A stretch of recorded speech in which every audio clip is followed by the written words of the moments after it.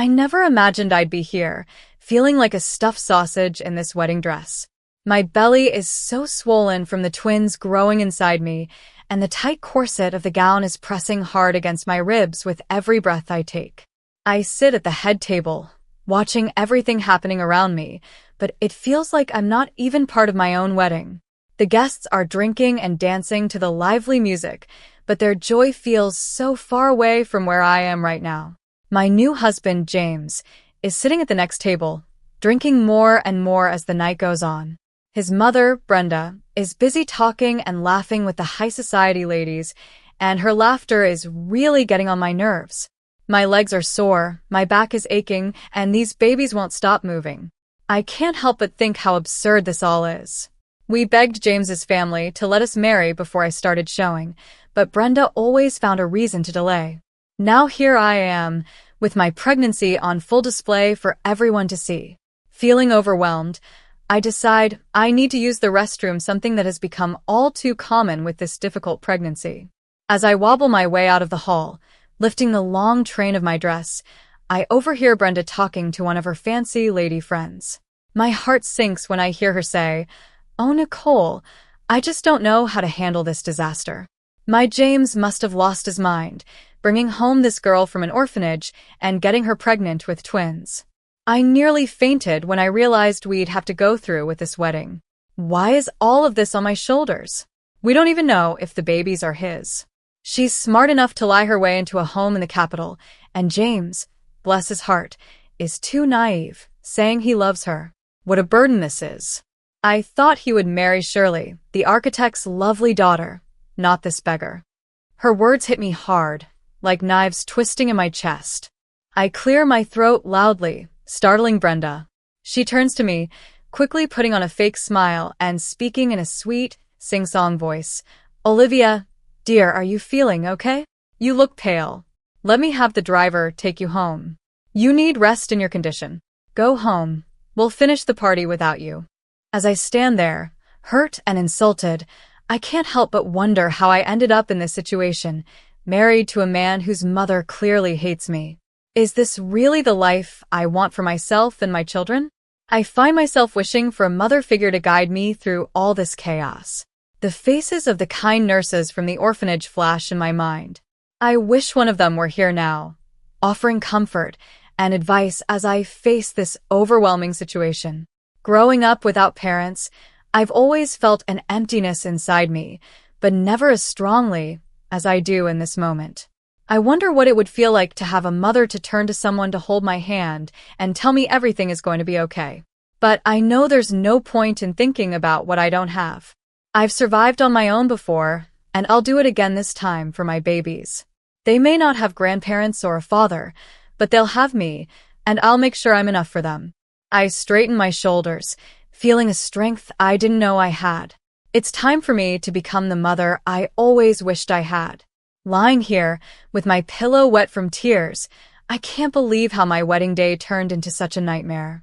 The memory of Brenda's fake smile and sugary sweet voice still makes my stomach turn. I left my own reception, surrounded by strangers who looked down on me with disdain. Their judgment hung in the air, as heavy as the perfume they wore.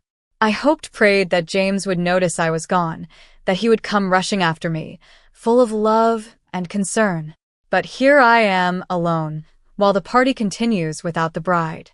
It feels like a cruel joke, as if I'm unimportant and easily forgotten. The sound of the front door opening snaps me out of my thoughts. James stumbles in at dawn, smelling of alcohol and expensive perfume. He doesn't even make it to the bed. He just collapses on the floor, still fully dressed.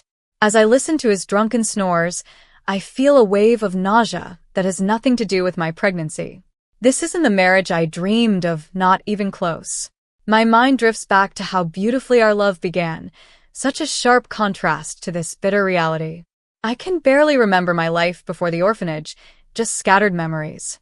I recall a woman's pleading voice, telling me not to cry, and that I'd be going to live somewhere else. At 4 years old, I arrived at the orphanage, not speaking much, not knowing who I was or where I came from. I slowly adjusted, always quiet and reserved. My childhood, there was neither good nor bad, just routine. Wake up, go to bed, attend classes, play. It was all planned out, and I accepted it quietly, not knowing any other way of life. The teachers liked me because I was smart and calm. After graduation, they helped me get a small, rundown government apartment. To me, it was perfect. I dreamed of becoming a doctor and enrolled in medical school. That's where I met James. He was so different from anyone I had ever known, charming, full of energy, and from a world I could hardly imagine. When he proposed, I thought I was living a fairy tale. Now, as I lie here listening to my husband's drunken snores on our wedding night, I wonder if I've made a huge mistake. I can't help but think of all the women I saw during my medical rotations, women hurt and broken by men who promised to love them. Is that what my future holds? No, I tell myself, I won't let that happen. I've survived on my own before, and I can do it again if I have to. My babies deserve better, and so do I. As the first rays of sunlight peek through the window, I make a silent promise to myself. I'll finish my degree, become a doctor, and build a life where I'm valued and respected. If James wants to be part of that life, he'll have to prove he's worthy. And if not, I've faced tougher challenges before. I place my hand on my swollen belly, feeling the twins move. We'll be okay, I whisper. For the first time since the wedding, I actually believe it. I never thought I'd end up here, working part-time at a pharmacy just to get by. Back then, my life was simple. I was the girl with the sweet smile and bouncy curls that caught the eye of every boy. But I wasn't in a hurry to fall in love, no way. The orphanage had taught me better. I had seen too many girls lose their way, dragged down by alcohol, drugs, and bad choices. I made a promise to myself. Career first, marriage later. But the heart doesn't always listen to practical plans. It was just another day at the hospital, helping a patient after surgery, when I saw him. A handsome young man with eyes as dark as midnight. James caught my attention right away. He was so polite and charming, with a wink and a compliment that made me blush. What started as a friendship quickly turned into love before I even realized what was happening.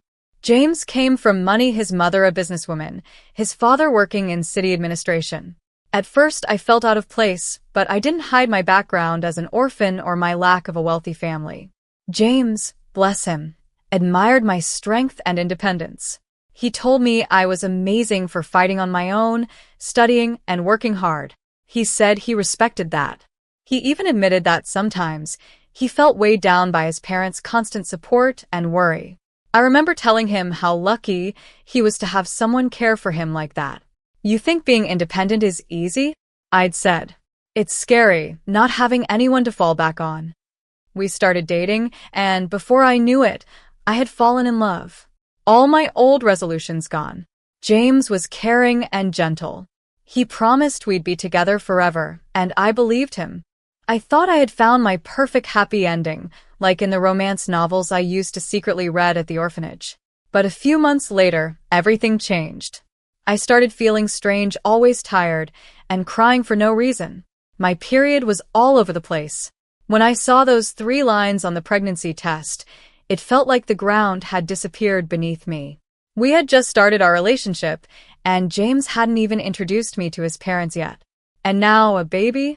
This definitely wasn't part of our plans. We were dreaming of beach trips, not cribs and diapers.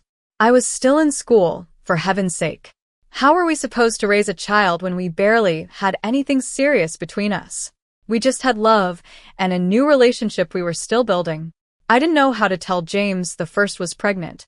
I kept putting it off, getting more anxious with each passing day, until I finally realized I couldn't wait any longer. With my heart in my throat, I decided it was time. I took a deep breath, my heart racing. "Honey, I need to go to the doctor tomorrow," I said, trying to keep my voice steady. "Would you come with me?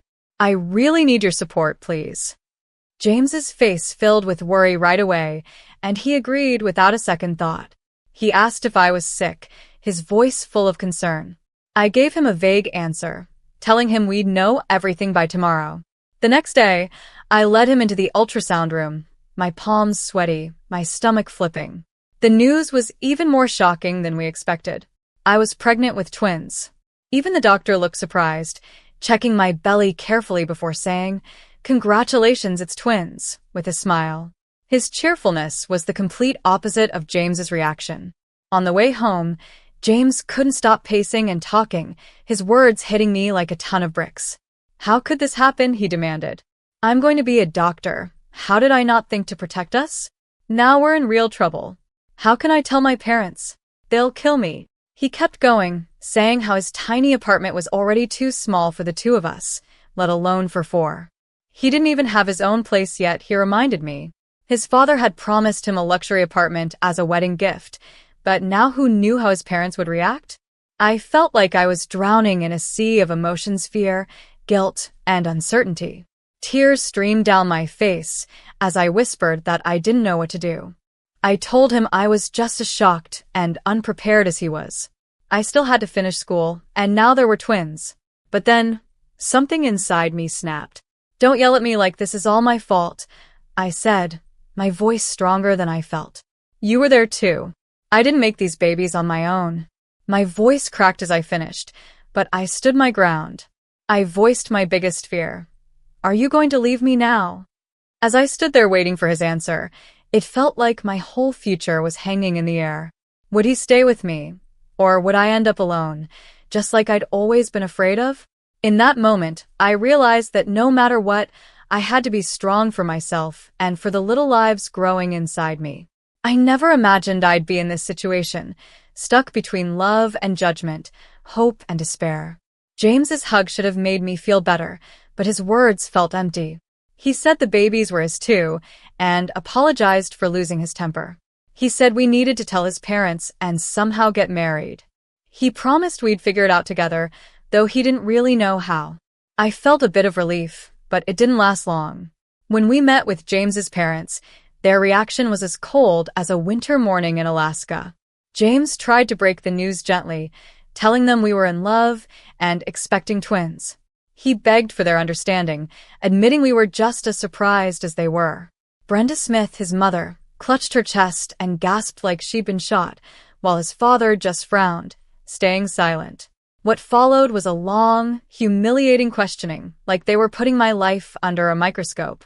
With every question, I could feel myself becoming less and less acceptable in their eyes.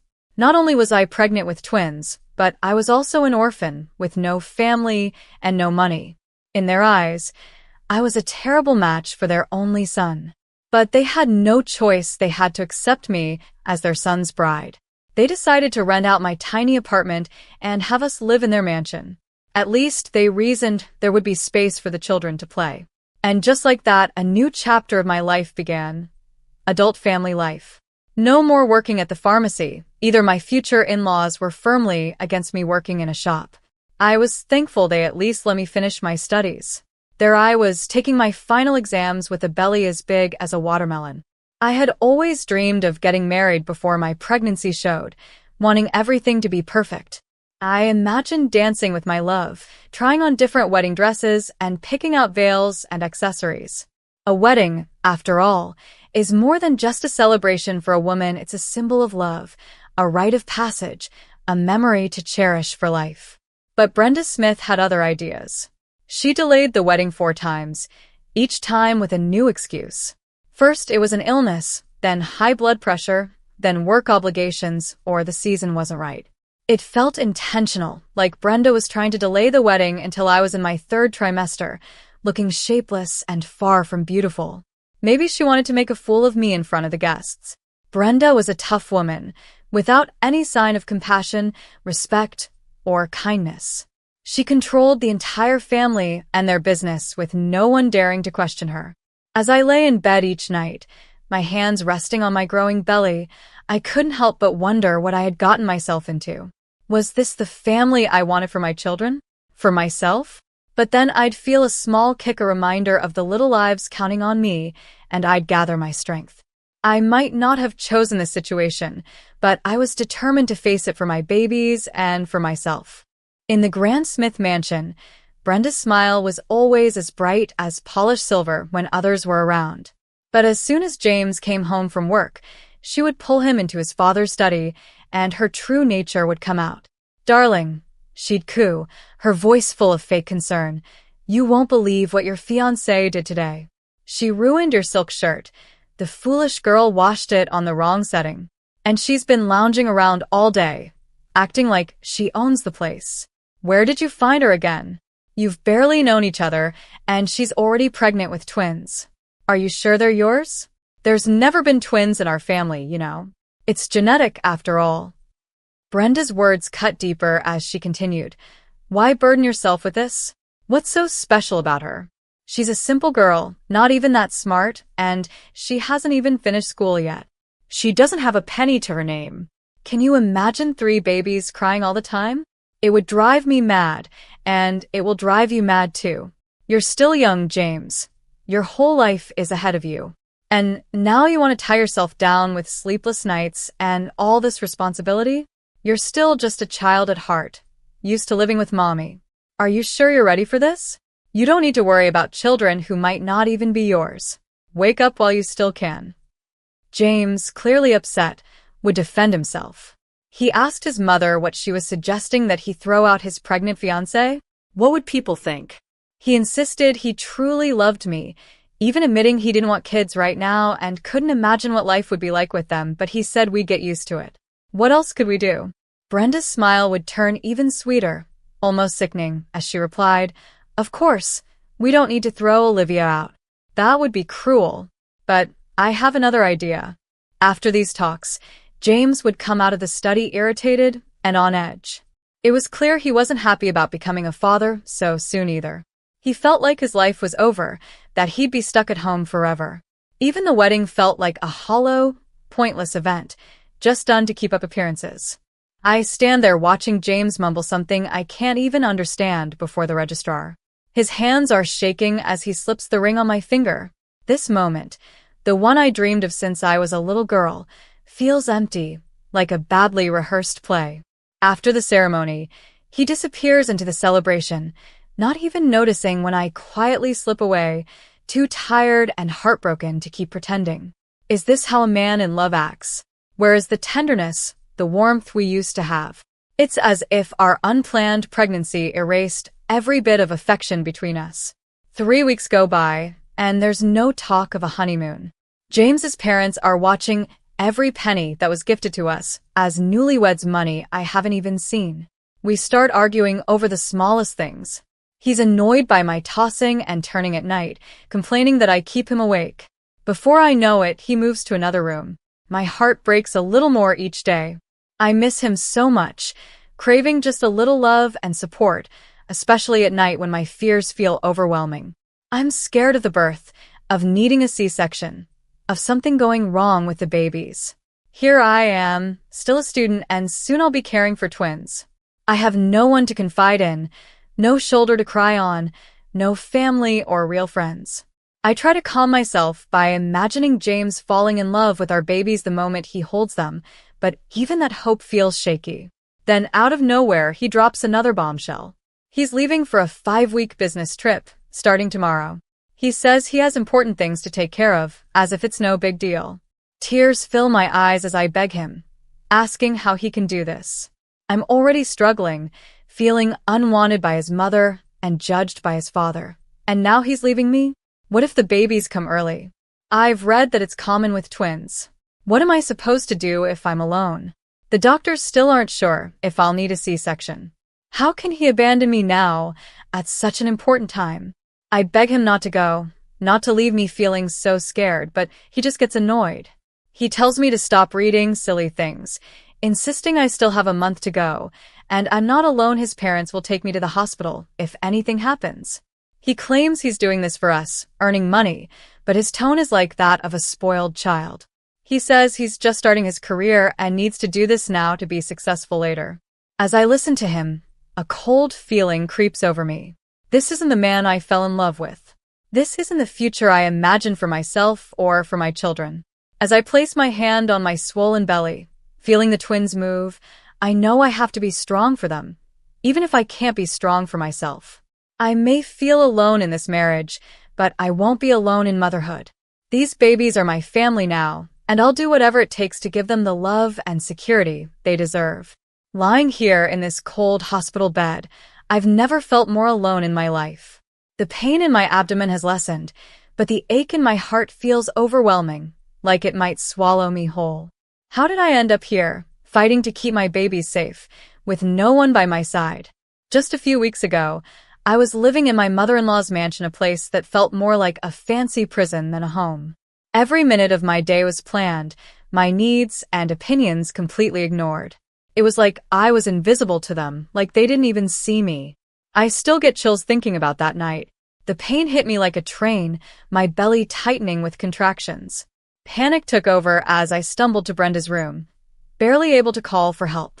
Her annoyance was clear as she asked why I was making noise in the middle of the night. She accused me of causing problems before labor had even started. As I begged her for help, getting worse by the minute, she finally called an ambulance. But her words hurt more than the pain in my body. "Stop screaming like a child. Be a real woman," she said, as if I could control the fear and pain I was feeling. Now here I am, hooked up to IVs, fighting every hour to keep my babies safe. The doctors say I need to stay here until I give birth to avoid any more complications. I feel so desperate, trying to reach James, hoping he'll come back to support me, but his phone is always out of service. His mother won't answer my calls either. A terrible thought creeps into my mind. Did they plan this? How am I supposed to stay here alone? I don't even have anyone to bring me my things. Thankfully, I managed to save a little money from renting out my apartment, but it's barely enough for a few weeks, let alone if I need medication. As I lie here listening to the steady beep of the monitors, I can't stop thinking about the girls I knew at the orphanage.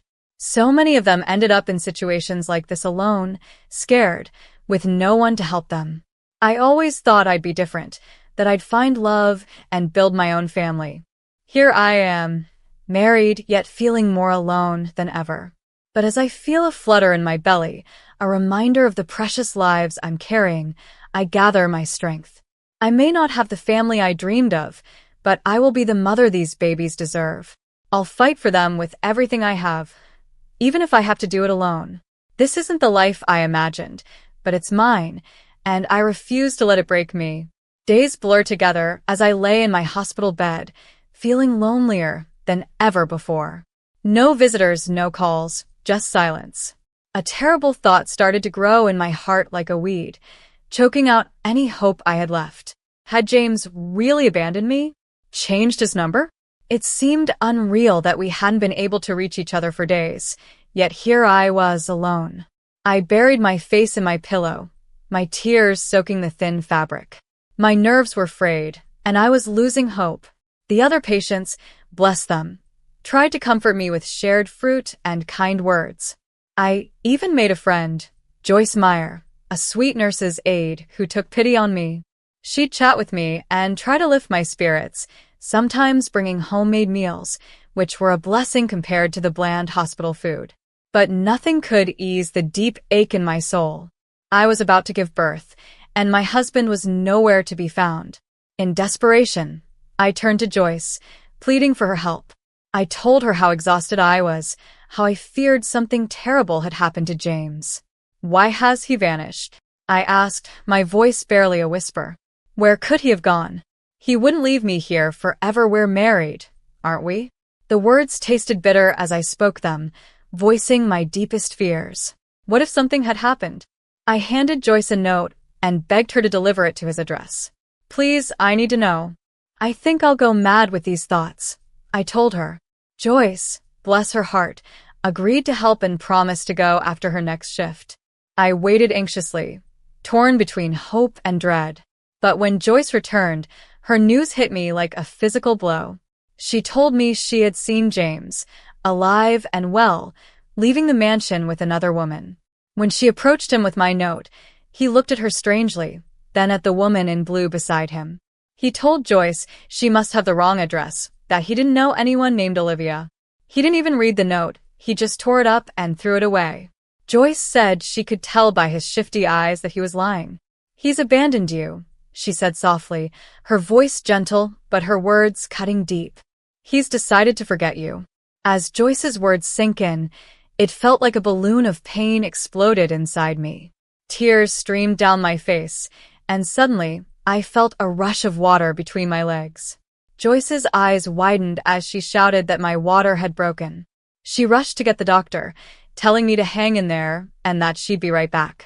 In that moment, as the first contraction hit, I realized this was it. I was about to become a mother alone, heartbroken, but determined to be strong for my babies. They were all I had now, and I promised myself I'd give them all the love and protection their father had refused to give us. This wasn't the beginning I had dreamed of, but it was our beginning, and I was ready to face whatever came next for my children's sake. I never thought I'd be here, cradling 3 precious newborns in my arms, feeling both overwhelmed with love and crushed by the weight of abandonment. The birth, thank goodness, was smooth and I didn't need a C-section. But as I looked down at my beautiful baby boy and girl, reality hit me hard. I couldn't even hold both babies at once. My voice broke as I whispered, "I don't even have a stroller."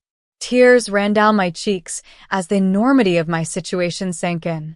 Joyce, my angel of a nurse's aide, tried to comfort me. She told me not to worry, that everything would be okay.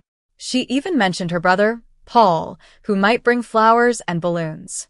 "You're not alone," she assured me, and I clung to those words like a lifeline. She told me about Paul, kind and compassionate, with a limp from saving a child from under a truck.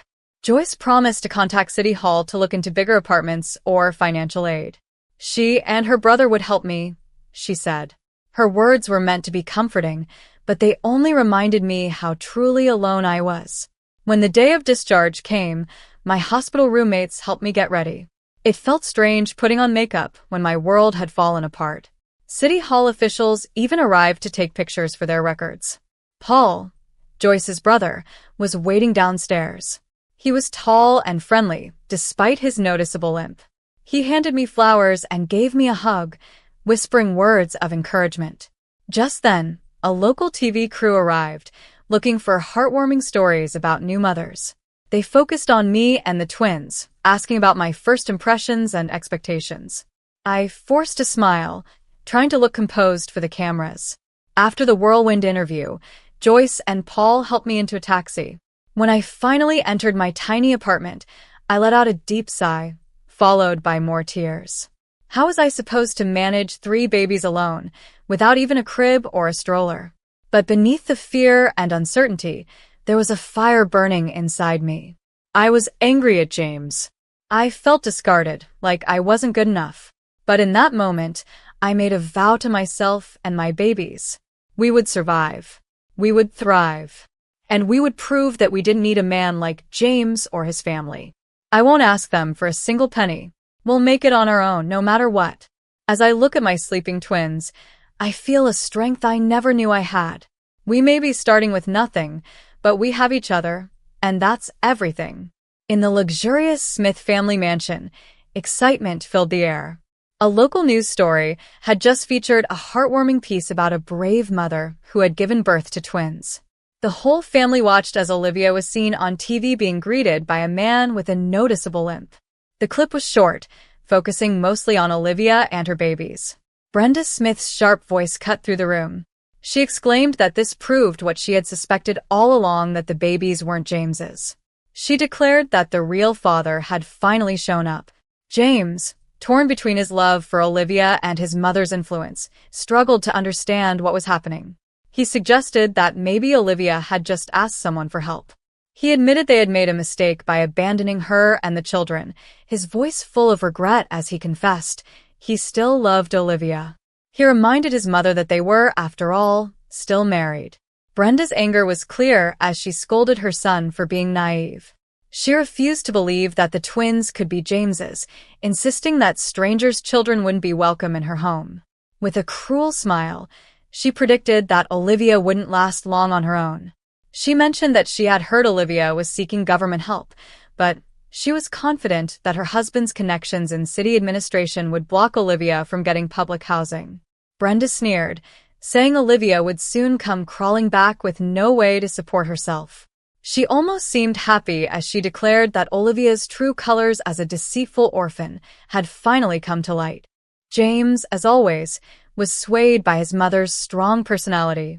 Years of strict parenting had left him unable to form his own opinions or stand up to her. Despite his love for Olivia and his deep regret, he lacked the courage to go against his mother. He continued to follow her cruel plans, secretly hoping that Olivia would return and they could make things right.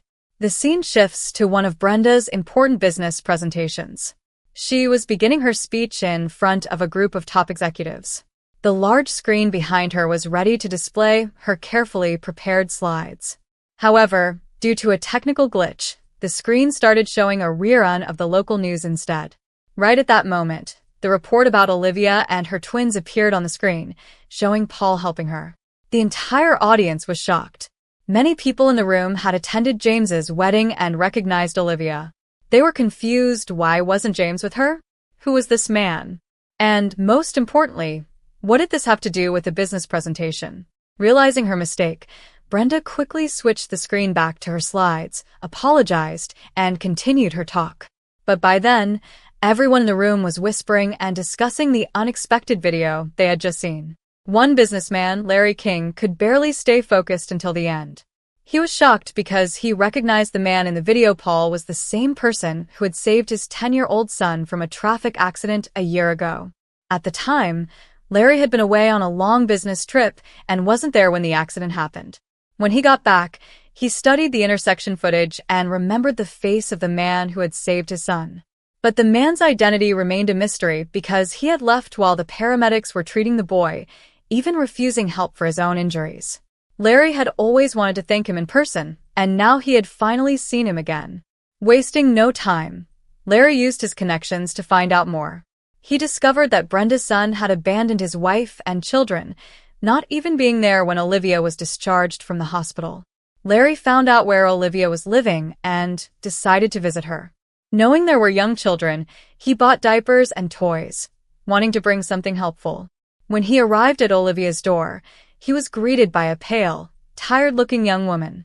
She seemed surprised to see him, but despite being strangers, Olivia quickly began to talk. I opened the door, my heart skipping a beat when I saw a face I didn't recognize. For a second, I was thrown back to the day James left, feeling that same mix of hope and dread. But this wasn't my husband, it was someone else. Suddenly, I became aware of how messy I must look. "I'm sorry," I blurted out, my words rushing. "I need to keep this quick."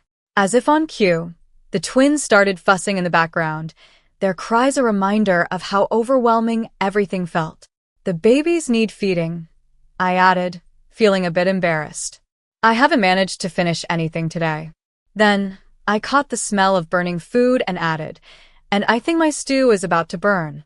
I need to check on it." The man, who introduced himself as Larry, handed me some bags and asked about Paul, the man who had helped me at the hospital. As he spoke, I felt a flood of emotions: gratitude for Paul's kindness, shame about my current situation, and a small flicker of hope that maybe, just maybe, things could get better. "Thank you," I said, my voice thick with emotion as I accepted the gifts. Paul is Joyce's brother, the nurse's aide. We became friends at the hospital. I couldn't help but add, he's a good man, kind. He helped me bring the babies home. I couldn't have managed alone. Bitterness crept into my voice as I continued. My shameless husband abandoned us, but God will judge him, and his mother will survive without them. As I scribbled down Joyce's contact information, I felt a lump in my throat. "They're wonderful people," I said, blinking back tears. "They're helping me as much as they can. I can't even take the children for a walk. I don't have a stroller." Standing there in my small apartment, surrounded by the chaos of new motherhood and abandonment, I suddenly felt very small and very alone. But as I looked at this kind stranger, I felt a spark of something I hadn't felt in a long time: hope. Maybe, just maybe, there were still good people in the world, people who cared about a struggling young mother and her twins. For the first time in weeks, I allowed myself to believe that we might just make it after all. Olivia handed Paul's contact information to Larry, who wasted no time in reaching out to set up a meeting. Larry explained to Paul how he had recognized him from the news report and that Olivia had provided his contact details. Paul shared his story: how, after injuring his leg in an accident, he had struggled to find good work. But he and his sister, Joyce, had been doing their best to help Olivia. Larry listened carefully, impressed by Paul's kindness and courage despite his own difficulties. Paul, concerned for a young woman he barely knew, had gone out of his way to help. Larry spoke with determination, his voice firm but kind. He offered Paul a job at his company, starting as an assistant manager with a good salary and reasonable hours. He then added that he would take care of the stroller situation for Olivia, noting that it wasn't much for him, and he was happy to help the struggling mother. Paul's joy was clear as he eagerly accepted the job offer. He promised to work hard and not disappoint Larry, adding that his sister would be overjoyed, as she had always worried about him. I never imagined my life could change so quickly. One moment, I was drowning in despair, and the next, a lifeline appeared in the form of Paul and Larry. Paul started working at Larry's company and quickly proved himself to be an exceptional employee, rising to the role of general manager in no time. His career took off like a rocket, and I couldn't help but feel proud and amazed. Larry, true to his word, also came through for the twins. He sent a beautiful stroller, so elegant it brought tears to my eyes. It was something I could never have afforded on my own, a symbol of the kindness that still exists in the world. Now, our walks are a joy, with the babies sleeping peacefully in the fresh air, their appetites getting better each day. As for Paul and me, we've grown incredibly close. He's become like an unofficial member of our little family, always helping with everything and bringing a sense of comfort and peace I thought I'd never feel again. He's truly a kindred spirit, and sometimes I wonder if this is what real love feels like. The pain of James's betrayal has started to fade, like an old photo losing its color. I realize now that we were never right for each other, we were just three different people, and what we had was probably more passion than love. I don't regret the divorce anymore. Life with his unpleasant mother would have never made me happy. With Paul and Joyce's help, I even managed to get a 4-bedroom apartment from the city. No more cramming our growing family into that tiny space. Time flew by, and before I knew it, the twins were starting daycare, and I was finally able to go back to university. I've even begun my internship on the same ward where I gave birth. Talk about coming full circle. It wasn't easy at first, juggling everything, but I found a way to manage, finding a rhythm in the chaos. Through it all, Paul has been there, my faithful support, bringing peace and joy to my heart. The way the children call him, Papa, reaching out their little hands, and how he melts with love, it fills me with happiness and hope for our future. As I watch my little family, I can't help but think how life works in mysterious ways. From the darkest moments of despair, I've found a happiness I never thought was possible.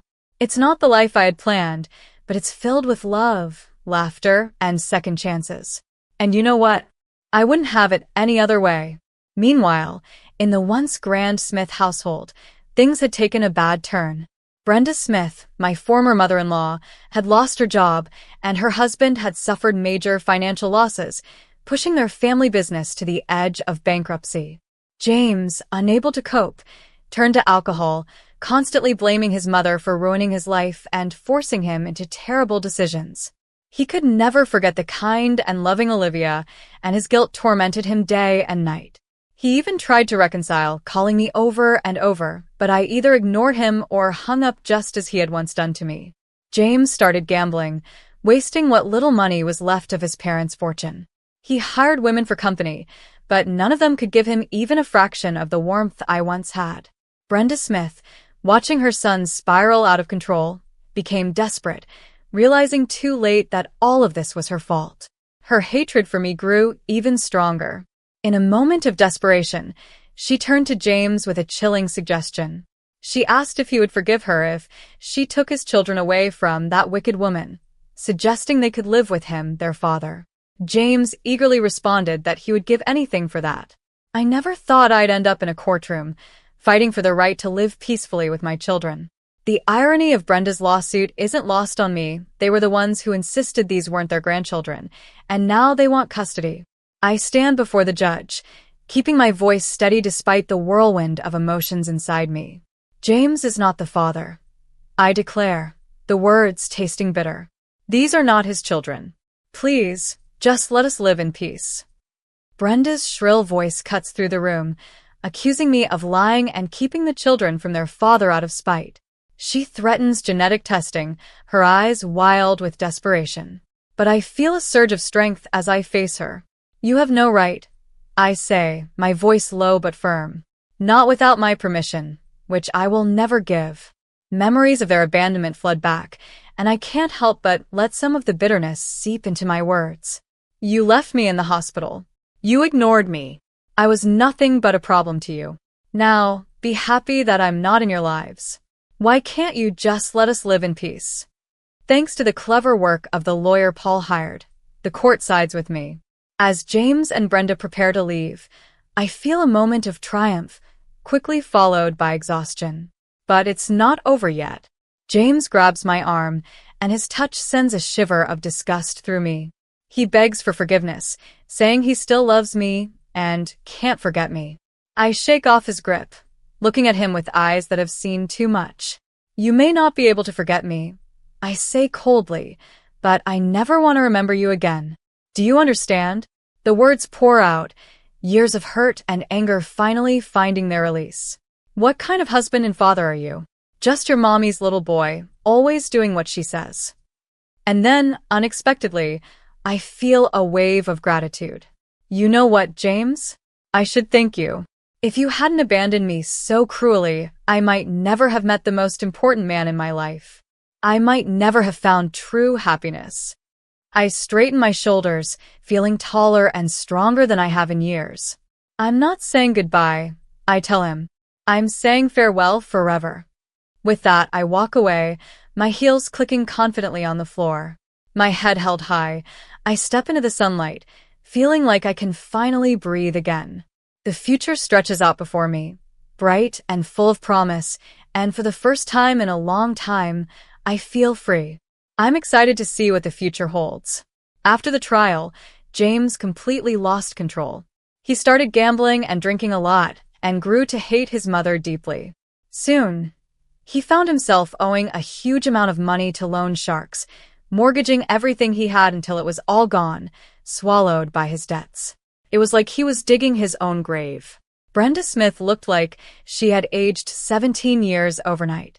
Her back was hunched, and her face was full of lines from anger and bitterness. In her desperation, she made a terrible decision. She whispered to the criminals that James had real children with Olivia, suggesting that kidnapping those children could be a way to pay off the debt. Brenda's obsession with punishing Olivia had taken over her mind, and she had clearly lost all sense of right and wrong. I never thought I'd feel such fear, the kind that takes over everything. One moment, I was watching my kids play in the park, their laughter like a balm to my soul after a long day at work. The next, they were gone, taken by men in hoodies and caps. I can still hear the screech of tires as the car sped away, my babies inside. My legs gave out as I tried to run after them, screaming for help until my throat felt raw. The world became a blur of faces and sirens. At the hospital, I was barely aware of what was happening, the sedatives dulling the edges of my terror. Paul's face appeared, and I clung to him like a lifeline. "Find them," I begged, my voice a broken whisper. "I can't live without them. What if they're hurt or worse?" The fear was too much to bear, each thought like a knife to my heart.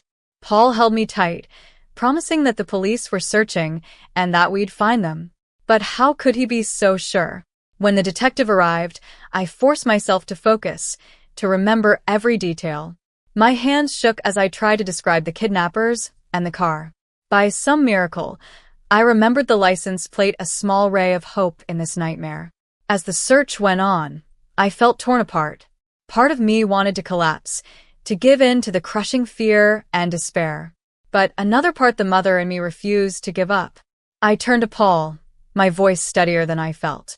"Please, let's go that way," I said. "My heart will find my babies. I'm not lying." He hesitated, and I could see the doubt in his eyes. My heart was pounding in my chest, each beat reminding me that my children were out there, waiting for me to find them. Paul tried to reason with me, saying I was too weak to go looking.